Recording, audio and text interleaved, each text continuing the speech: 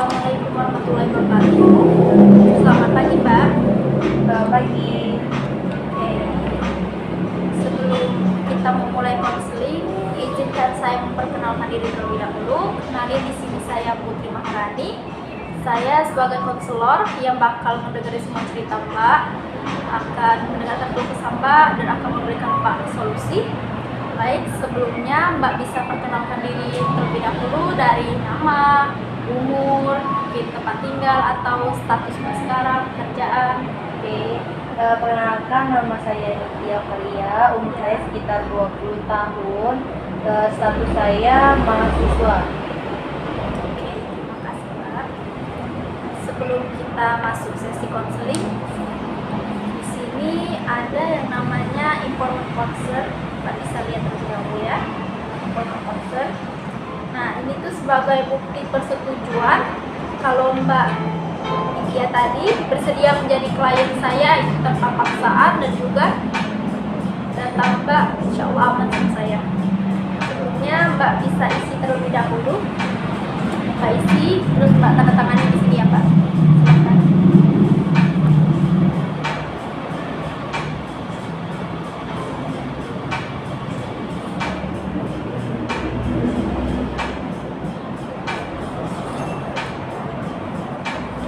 Oke, terima kasih Mbak. Karena Mbak tadi sudah mengisi info konsen, di sini juga ada RH atau daftar riwayat hidup. Nah, riwayat hidup ini sebagai bukti wajib dalam konseling kita Mbak. Mbak isi terlebih dahulu, Mbak bisa baca, terus Mbak bisa isi sesuai dengan kondisi Mbak. Terus yang ini juga Mbak isi ya. Oke, baik.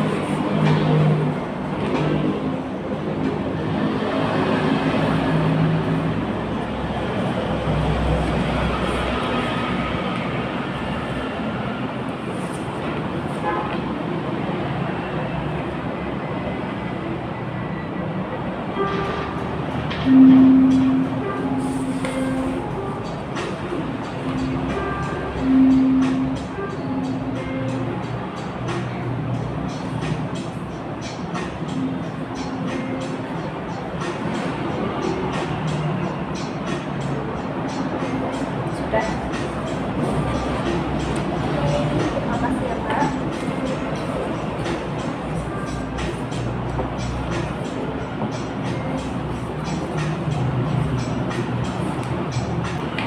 Oke, karena Mbak ya sudah mengisi info concern dan juga RH, sekarang kita akan masuk ke sesi konseling.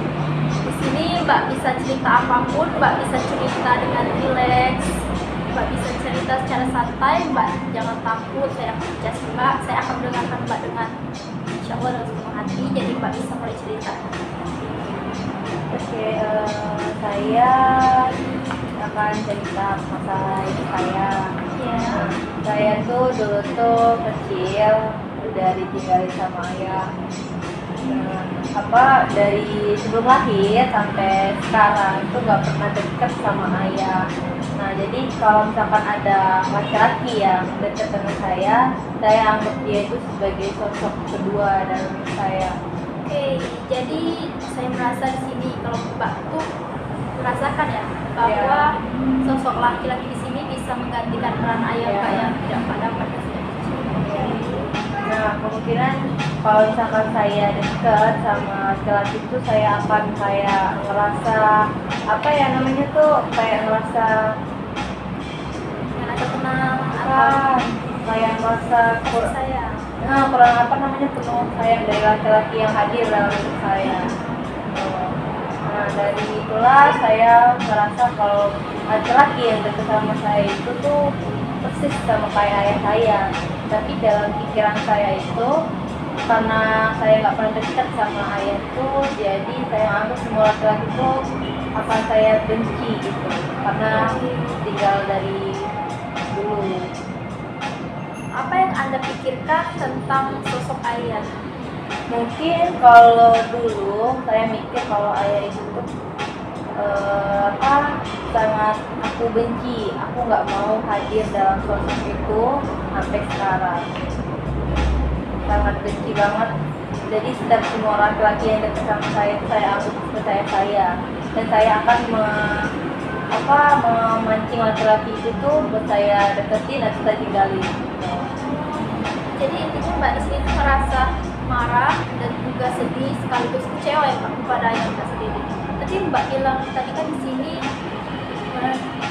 memerlukan sosok kasih sayang dari peran laki-laki. Tapi sedangkan Mbak bilang tadi Mbak ingin memainkan laki-laki itu, Mbak pernah serius sebelumnya dengan laki-laki atau bagaimana? Sebelumnya sih udah serius karena udah diselingkuhin lagi. Jadi saya nganggapnya ternyata sama kayak ayah saya. Jadi Mbak merasa kalau yang semua laki-laki itu sama saja selingkuh, jadi sama seperti ayah Mbak. Iya. Jadi sekarang bagaimana Mbak? Masih sering ketemu dengan ayah Mbak? Kalau dari kecil itu nggak pernah.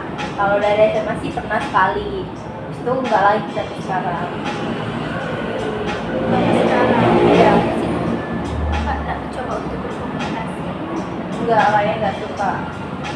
Nggak mau lagi.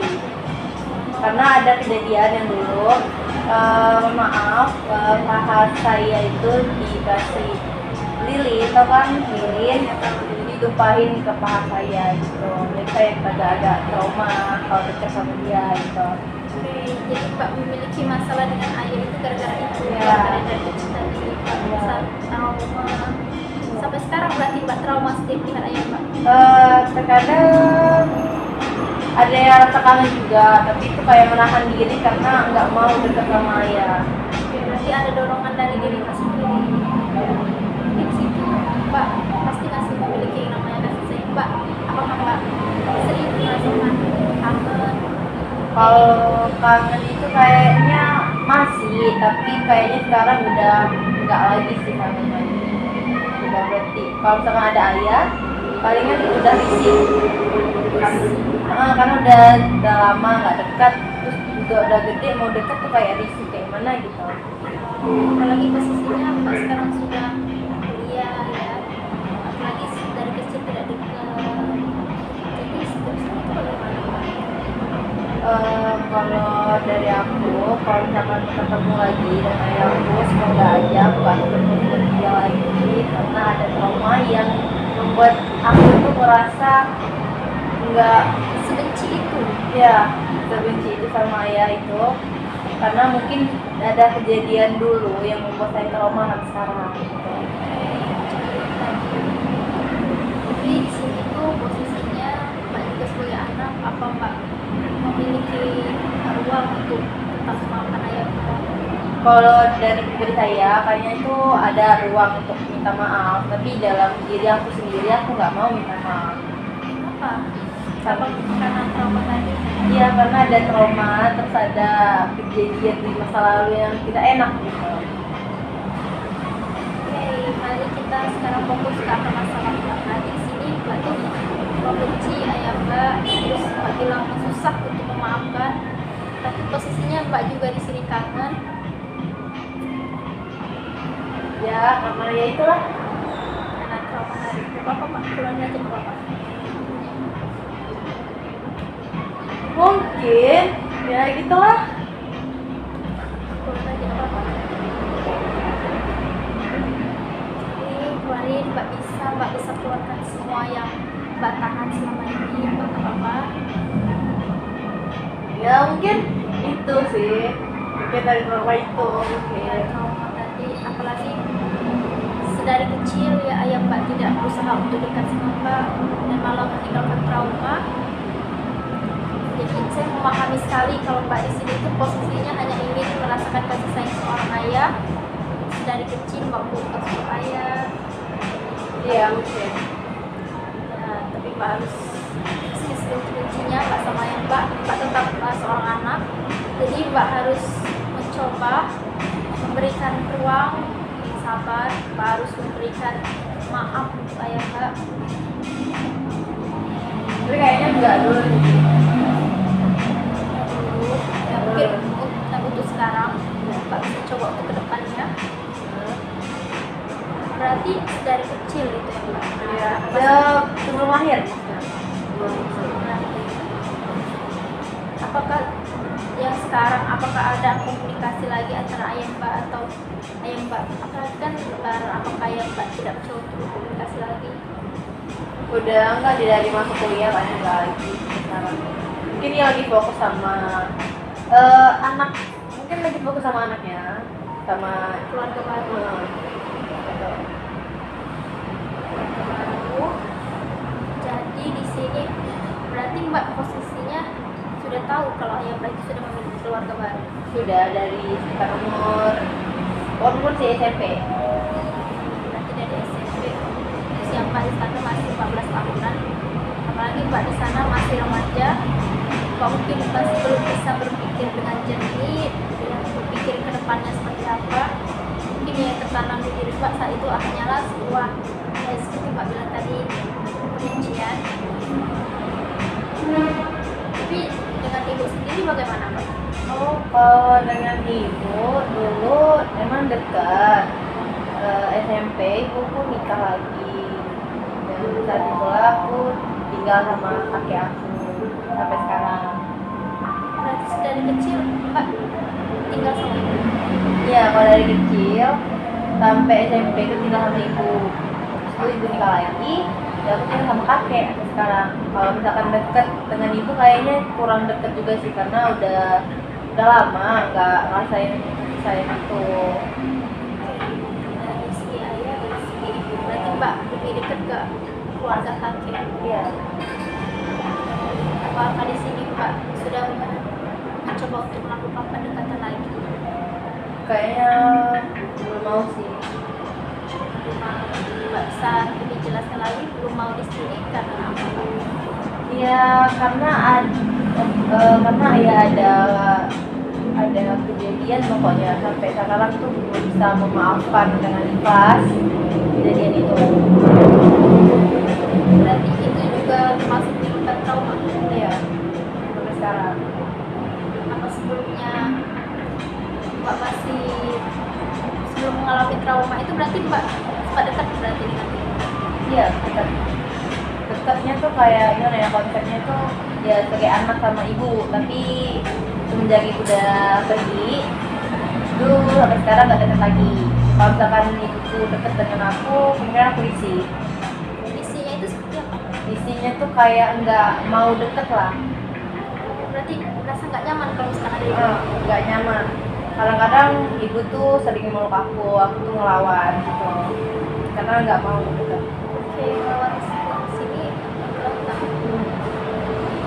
Oke, saya paham di sini mungkin Mbak berpikir karena Mbak sudah terbiasa ya dari kecil sampai sudah masuk kuliah nggak ngerasa gitu, jadi Mbak merasa itu apa sih kalau sekarang mungkin kenapa nggak dari dulu. Makanya Mbak di sini Mbak bilang Mbak ingin mencari kasih sayang tadi dari seseorang.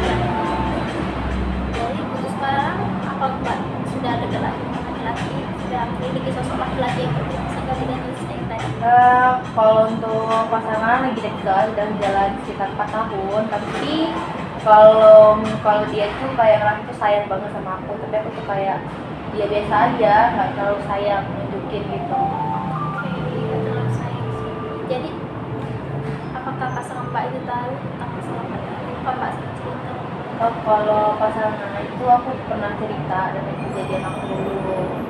Terus dia juga udah terima kejadian itu, walaupun aku masih belum terima dengan perilakuan aku dulu waktu kecil gitu. Tapi pasangan Mbak di sini bagaimana responnya? Apakah dia tetap mendukung atau dia menurutkan? Kalau pasangan aku tetap mendukung, aku disuruh dekat sama kedua orang tuaku, tapi di kondisi lain aku nggak mau dekat. Mbak masih ngerasa risih Sampai sekarang sih karena khusus ayah tadi. kedua orang tua tersebut. Tapi bagaimana kalau misalkan dalam posisi sekarang Mbak ketemu lagi, apa Mbak tidak mencoba untuk lebih mendekat lagi? Kalau misalkan buat ketemu is oke, tapi kalau misalkan buat deket itu kayaknya belum mau. Belum mau. Oke, sekarang kita fokus kembali. Nah di sini Mbak bilang tadi kan pasangan ya yang hampir 4 tahun kan Mbak. Nah, tapi Mbak bilang di sini Mbak ngerasa tidak terlalu sayang dengan dia. Kalau boleh tahu itu apakah ada faktor lain atau mungkin karena Mbak cuma menjadikan dia saja sebagai mungkin tempat aku ini baik, tempat aku itu aja.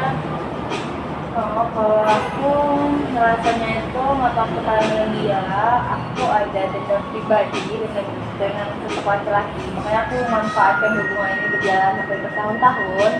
Nanti kalau misalkan dia udah sayang banget sama aku, terus aku tinggal gitu. Mbak bakal meninggalkan dia? Iya. Yang saya rasa di sini Mbak meninggalkan sosok laki-laki karena Mbak memiliki trauma akan ayah tadi.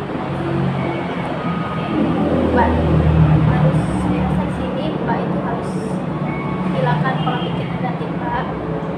Mbak harus percaya kalau laki-laki yang Mbak sama Mbak sekarang itu kan laki-laki tulus, dan mungkin Mbak tidak akan menemukan sosok seperti itu lagi yang bisa menggantikan peran ayah.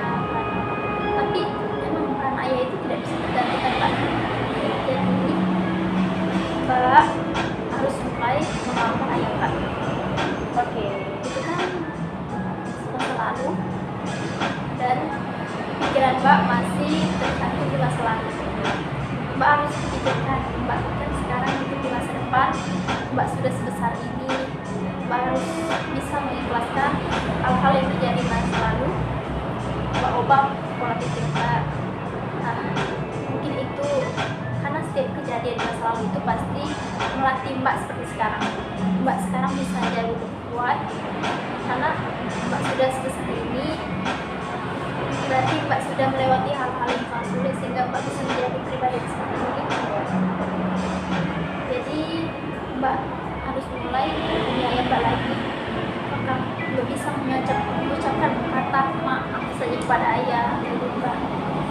Kayaknya masih belum bisa sih.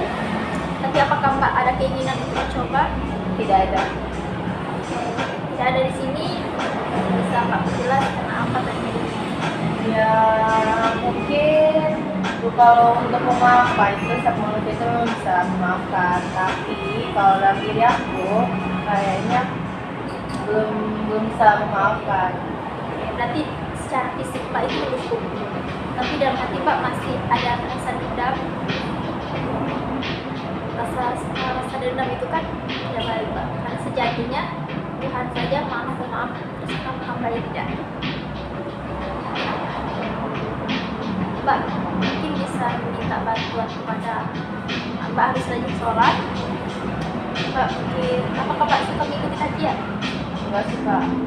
Oke, Mbak harus mulai biasakan dari sekarang. Oke. Karena kajian itu kan biasanya bukan hanya memberikan kita sebuah motivasi atau mungkin pencerahan. Di sana mungkin pikiran Mbak bisa jauh lebih terbuka. Kalau cinta pertama seorang perempuan itu seorang laki-laki. Nah, tapi terapi itu bisa kita pakai mungkin nanti setelah kita melakukan sesi konseling. Nah, mungkin saya menyarankan Mbak di sini harus, saya bilang tadi, berfokus kepada masa depan, masa sekarang. Mbak itu harus bisa membedakan mana pola pikir Mbak yang positif, yang negatif. Nah, Mbak harus ambil sisi positifnya seperti apa Mbak? Seperti yang sekarang. Nah, itu kita sekali. Seperti sekarang, Mbak tidak harus membayangkan hal-hal masa depan yang berbeda. Mbak jalani dulu masa sekarang, baru memikirkan hal-hal yang terjadi di masa depan. Ingat, Mbak itu harus jadi lebih baik di masa sekarang, bukan kembali ke masa lalu. Baik, saya mengerti. Oke, jadi maksud saya di sini Mbak harus coba tadi memaafkan. Mendekatkan diri lagi kepada Allah dengan cara banyak-banyak berbanyak sholat, berzikir, bahkan berdoa. Mungkin Mbak bakal dikasih hidayah dengan memaafkan ayat Mbak tadi. Iya, baik, saya sarannya nanti saya lakukan. Terima kasih. Tapi saya ingin tahu bagaimana sih kalau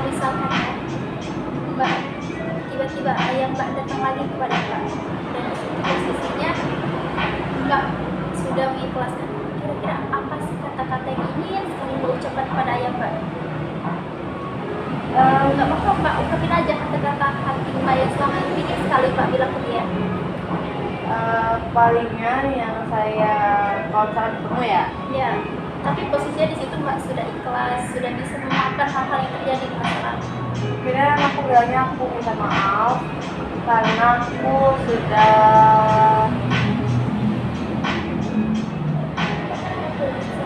Tidak sopan.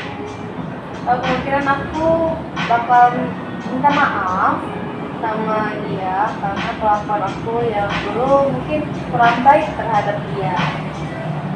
Itu sih, karena mungkin ada dulu tuh aku sering nakal, sering mengejek dia di depan orang kalau ayah itu emang gak penting perannya. Karena kalau misalkan mau minta maaf secara pribadi, aku minta maaf atas kesalahan aku yang dulu yang mungkin belum bisa dimaafkan sekarang. Oke, itu secara pribadi. Tapi di situ posisinya Mbak secara sadar atau mungkin Mbak hanya permainan saja. Itu kalau untuk minta maaf secara pribadi itu kayaknya benar, tapi itu kan tergantung dalam hati kita ya, mau minta maafnya itu dengan cara apa, itu tergantung diri kita sendiri. Tapi di sini Mbak sekarang sudah di posisi sekarang, Mbak harus benar-benar memaafkan hati Mbak. Mbak berpikir, saya bilang tadi berpikir positif. Apa yang terjadi sekarang? Karena masih banyak orang-orang yang sayang sama Mbak. Dia juga seorang ayah untuk Mbak. Mbak mungkin bisa menuliskan sebuah surat kalau memang Mbak tidak mampu untuk mengucapkan secara langsung, Mbak bikin surat. Membikin surat perkataan yang selama ini ingin sekali Mbak ucapkan tentang ayah, tentang Mbak kasih ke ayah Mbak. Siapa tahu mungkin dengan itu hubungan Mbak dengan ayah Mbak bisa dekat kembali. Meskipun itu mungkin sangat-sangat sulit karena Mbak bilang masih mempunyai trauma. Trauma juga bukan sesuatu hal yang mudah untuk disembuhkan. Tapi saya yakin Mbak di sini bisa, karena Mbak itu orang yang kuat. Mbak bisa Kok insya Allah. Oke. Jadi Mbak harus mulai ya berpikir pikiran positif meskipun ada pikiran-pikiran negatif yang muncul karena trauma tadi. Kan kata Mbak kan saya itu berpikiran negatif, kan tapi di dalam otak saya itu saya itu berpikiran negatif terus Mbak, sering melakukan dengan makanya besok saya taruh di tangan saya di sini, saya genggam itu sampai nggak berdarah. Habis itu saya juga pernah melakukan hampir mencelakai diri saya di motor. Emang saya itu sengaja melakukan kecelakaan itu biasanya itu cepat mati gitu kan. Tapi itu masih dilindungi sama yang di atas. Jadi saya itu nggak pernah terluka, Tidak pernah terlalu parah. nggak pernah. Itu ada juga kejadian dulu. Saya itu sama teman saya waktu SMP itu pernah mengalami kecelakaan. Nah, saya itu yang bawa motor, teman saya itu digonceng di belakang. Alhamdulillahnya itu saya itu nggak kenapa-napa. Nah, teman saya itu masuk rumah sakit dan melakukan operasi hidung 7 kali. Operasi. Dia operasi. Oke, Mbak bilang di sini kan pikiran-pikiran negatif sering muncul. Itu seperti apa Mbak? Bisa Mbak jelaskan lagi pikiran negatif itu seperti apa? Sering melakukan apa ya, sering melakukan ya ke inilah kayak melakukan kecil pajak. Saya sering tidur dengan pisau di samping saya. Itu kan malam-malam itu ada muncul dari kata-kata ayah. Mungkin saya nggak terima dengan kata-kata itu, jadi saya nggak kepikiran buat mikir positif, jadi langsung ke negatif dan mengambil pisau di sekitar saya dan tusukin ke tangan saya, tapi tangan itu nggak pernah luka sekarang. Oke, tapi di saat Mbak melakukan hal seperti itu, apakah Mbak tidak merasakan sakit atau Nggak ada rasa sakit. Kalau nggak ada rasa sakit sama sekali. Kalau sudah selesai nangisnya, positif negatif udah keluar semua, baru terasa sakit misalnya dari 2 hari. oke, berarti di posisi itu Mbak secara tidak sadar ya Nggak sadar. melukai diri sendiri. Nah, berarti setelah melakukan itu baru Mbak merasakan yang namanya sakit. Iya. juga sudah termasuk hal yang menurut saya sudah tidak wajar lagi. Nah, di sini posisi Mbak juga dalam keadaan tidak sadar, Mbak sudah melukai diri sendiri. Nah, saya menyarankan Mbak di sini harus ke psikiater atau yang menangani kejiwaan. Nah, Mbak, Kalau boleh tahu psikiater itu apa ya? psikiater itu orang yang menjemput jiwa Mbak, yang memberikan Mbak solusi obat-obatan agar pikiran Mbak itu tidak mengarah ke hal negatif. Di sini saya bilang tadi, Mbak harus menjauhkan pikiran negatif tadi. Mbak harus berusaha apabila muncul lagi ya kata-kata tentang ayah tadi yang bisa menimbulkan trauma atau bahkan kebencian itu kembali, Ya. Mbak harus langsung positif saja. Jangan Mbak melihat, jangan Mbak terlalu memikirkan, karena mungkin hal-hal negatif tadi muncul karena pikiran Mbak yang sudah ke-trigger atau terlalu berpikiran itu. Ya. Oke. Nah, Mbak juga harus menjauhkan hal-hal yang tajam. Di saat pikiran negatif itu muncul, Mbak bisa mengalihkannya dengan hal lain. Mbak bisa mungkin membaca buku, menuliskan kata-kata makin atau apa, bukan kata-kata yang menurut Mbak sangat ingin Mbak ucapkan. Mbak bisa memutar-mutar musik hipnoterapi, musik penenang biar pikiran Mbak itu jadi tenang. Tapi di sini saya menyarankan itu tadi, fokus kepada masa depan. Oke Mbak, ya Mbak bisa Insya Allah. Oke. Mungkin apa ada lagi yang ingin diceritakan? Sudah cukup. Mungkin itu saja. Mbak harus ingat, Mbak harus berpikiran positif dan tidak kembali ke Negatif.